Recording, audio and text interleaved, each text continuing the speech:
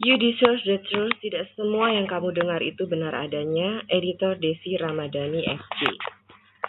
Sungguh sulit dimengerti. Kalau segala penjelasan tadi belum dimengerti dan kalau saya belum berhasil membuatmu mengerti, saya tidak perlu khawatir. Yesus sendiri mengakui bahwa tidak semua orang bisa memahami selibat ini.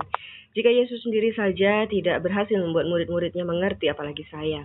Setelah Yesus menjelaskan bahwa perkawinan itu tak terceraikan, para murid justru menjadi gusar dan berkesimpulan, kalau gitu mendingan gak usah kawin aja. Lalu Yesus menjelaskan lebih lanjut. Ungkapan yang digunakan Yesus dalam Matius 19 ayat 11-12 sangatlah keras. Ada lelaki yang perangkatnya itu, organ kelaminnya sebagai lelaki itu tak bisa berfungsi karena dia memang dilahirkan seperti itu. Ada pula lelaki yang perangkatnya dibuat tak berfungsi oleh orang lain. Ingat, waktu itu ada tradisi sida-sida. Mereka inilah yang bertugas untuk mengawal selir-selir para raja, agar jangan sampai pengawal itu ikut menikmati tubuh para selir itu. Organ kelamin mereka dibuat tidak bisa berfungsi, maka para raja tidak perlu khawatir. Lalu lebih jauh lagi Yesus mengatakan bahwa ada lelaki yang memilih untuk hidup seolah-olah perangkatnya itu tidak bisa berfungsi. Pilihan ini diambilnya demi kerajaan sorga. Inilah yang dilakukan oleh para selibat. Memang contoh yang diambil oleh Yesus adalah lelaki. Hal serupa bisa diterapkan pula dalam pilihan hidup selibat perempuan. Orang selibat adalah orang yang sebenarnya sangat bisa berfungsi baik secara seksual, tetapi memilih untuk hidup seolah-olah tidak berfungsi.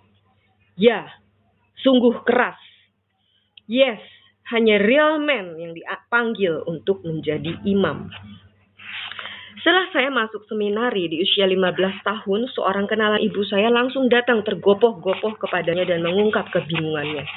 Tante, ini tahun 1982 dan masih ada orang mau jadi selibat. Kok bisa? Nggak rugi. Lalu cerita lain tentang nenek saya dari pihak ayah. Ia adalah seorang muslim. Setiap kali saya sungkem di hari lebaran, nenek mendoakan saya dan memberi wejangan. Iya, kamu jangan jadi pastor, nanti aku tak bisa punya cucu dari kamu.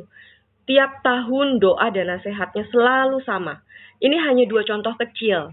Benar kata Yesus, tidak semua orang dapat mengerti perkataan itu. Hanya mereka yang dikaruniai saja. Siapa yang dapat mengerti, hendaklah ia mengerti. Beberapa yang menentang gagasan tentang selibat akan terus menyajikan data yang mengatakan bahwa secara kodrati selibat tidaklah mungkin. Ada yang bahkan mengatakan bahwa selibat adalah sesuatu yang melawan kodrat, against nature. Terhadap sikap semacam ini perlu dijelaskan bahwa memang secara kodrati tidaklah mungkin saya menghayati selibat ini. Karena itu harus diakui bahwa selibat adalah sesuatu yang berada di luar jangkauan kodrat, beyond nature. Bukan against nature. Selibat adalah sesuatu yang adikodrati supernatural. Maka jika kamu sungguh ingin menghayati hidup yang supernatural, pilihlah selibat. Itu semua tidak menyingkirkan kenyataan bahwa memang kadang selibat sungguh terasa berat. Ada saat di mana orang selibat bisa berkeluh kesah. Tuhan, mengapa saya engkau panggil untuk hidup selibat? Mengapa dulu tak cepat-cepat engkau kirimkan saya seorang cewek yang cocok supaya saya bisa pacaran dan menikah? Ya, memang ada saat seperti itu. Namun demikian, jika saya melihat pasangan suami istri yang sedang pusing menghadapi anaknya yang lagi rewel atau sedang bermasalah, saya berterima kasih pada Tuhan karena tidak menikah. Memang ada saat berat.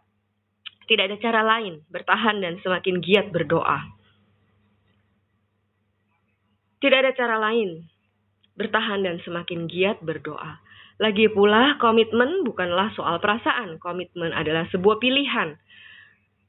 Maka ada rasa atau tidak, komitmen harus tetap dipegang. Ini berlaku untuk hidup perkawinan dan hidup selibat. Bantuan Tuhan sungguh kita butuhkan. Akhirnya, perkembangan neuroscience memperlihatkan secercah kabar gembira. Doa membuat orang sehat karena sangat berpengaruh untuk melatih otak kita. Jika kamu percaya ini dan kamu ingin hidup sehat, dengan cara banyak menyediakan diri untuk berdoa dan bermeditasi.